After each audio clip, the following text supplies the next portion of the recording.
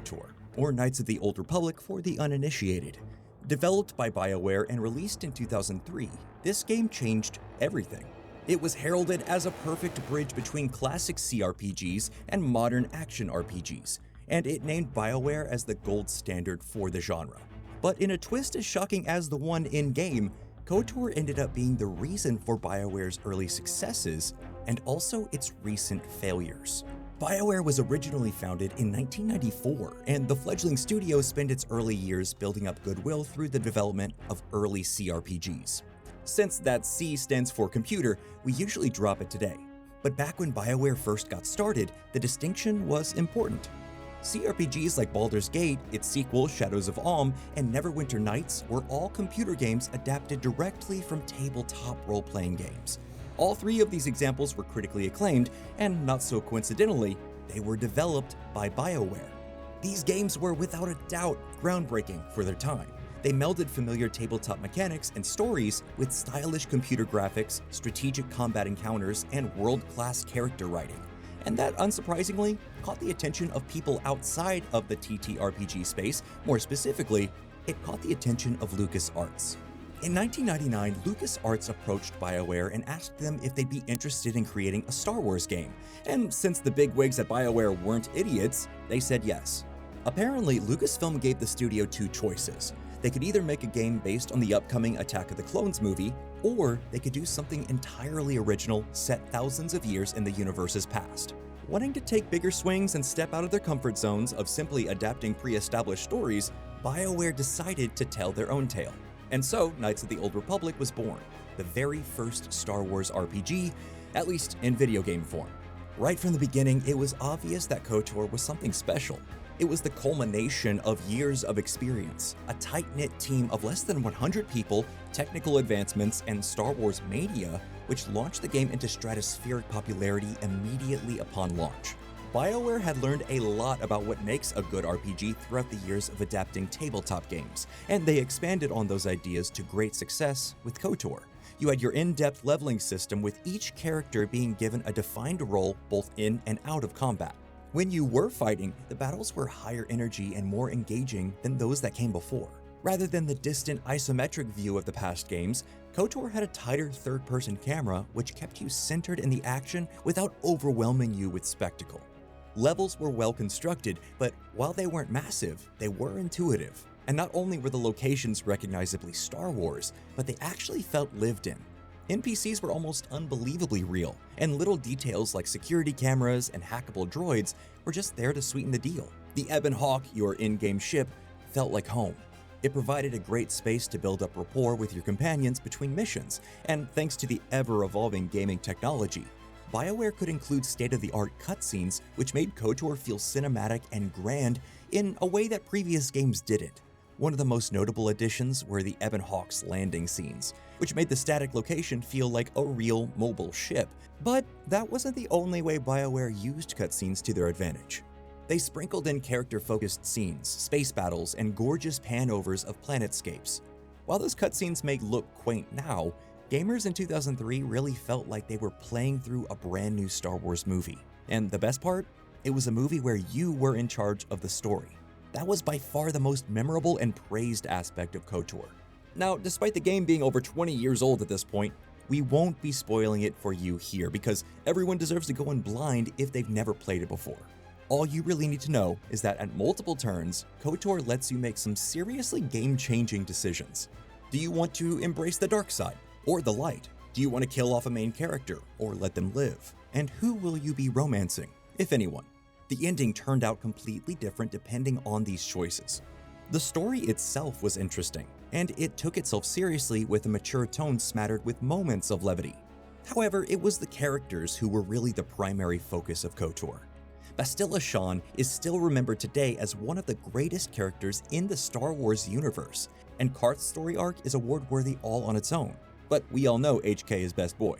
Purely because of HK and not at all because the stellar quality of the rest of the game, KotOR sold outrageously well and received universal critical acclaim.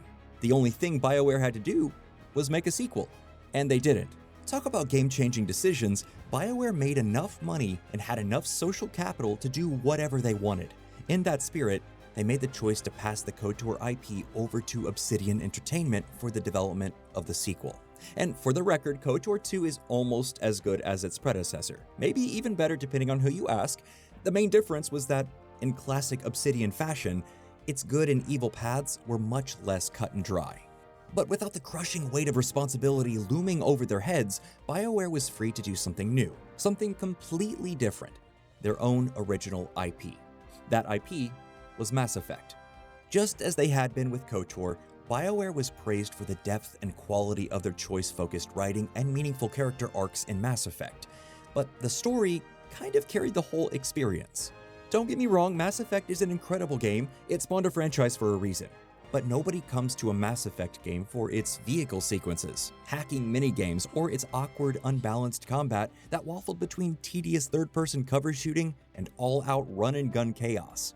These action-oriented elements fell flat for critics and players alike, and despite that, BioWare continued to push them in subsequent entries in the series, sometimes improving them and sometimes making them way worse.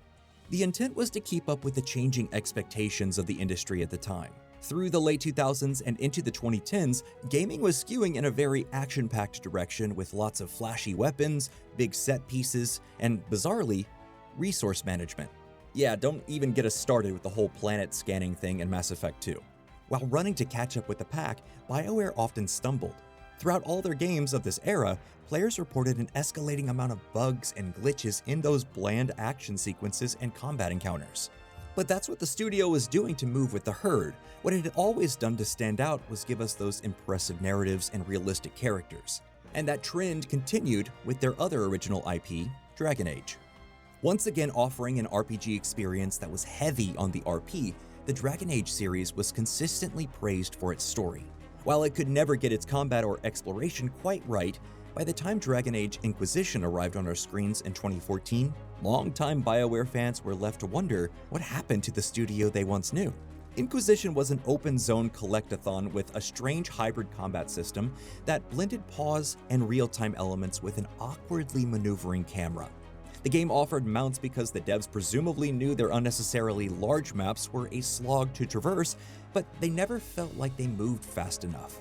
And worst of all, while the characters were still great, the choices in many cases felt useless. Before the Trespasser DLC, which came out a year later, the end of the game didn't even feel finished as we never got to see the ramifications of anything we did, which is the antithesis of the point of a classic BioWare game. That's not to say that Inquisition was a straight-up bad game, but it was a bad BioWare game, at least according to the standards and expectations the studio had set for themselves. Where were the small but lovingly crafted level designs? Why were we being made to run around the giant maps pressing down on our joystick to manually gather resources? Why did we have to manage a map of nonsense tasks? Why were we made to be an unambiguous hero no matter how many aggressive dialogue options we chose? Why couldn't we just focus on what mattered like we used to, like we did in KotOR? By this point, BioWare games had become virtually unrecognizable, and it only got worse from there. While 2017's Mass Effect Andromeda has been recently reappraised, the horrific performance issues on release and stale juvenile narrative left the once-beloved franchise floundering. Surprisingly, and perhaps worryingly, one of the most widely enjoyed aspects of Andromeda was its combat system. Reflecting BioWare's trend towards making full-blown action games, battles were fast-paced, fluid, and plentiful. And then, in 2024, BioWare unleashed another installment of Dragon Age onto the world. Dragon Age: The Veilguard is by far the most controversial game BioWare has ever released because it's also the furthest it's strayed from its past. After years in development hell, the game players finally got is childish in tone, severely lacking in impactful choices, and primarily focused on looking pretty. Bright, flashy colors and sparkling effects do their best to dazzle you while you slog through simple puzzles and complete busy work projects for characters who are so bare bones and tropey, it almost feels like a parody of other, better BioWare games. Companion quests and character arcs play out exactly as you expect them to, with very little emotional weight, and many of them feel awkwardly repetitive.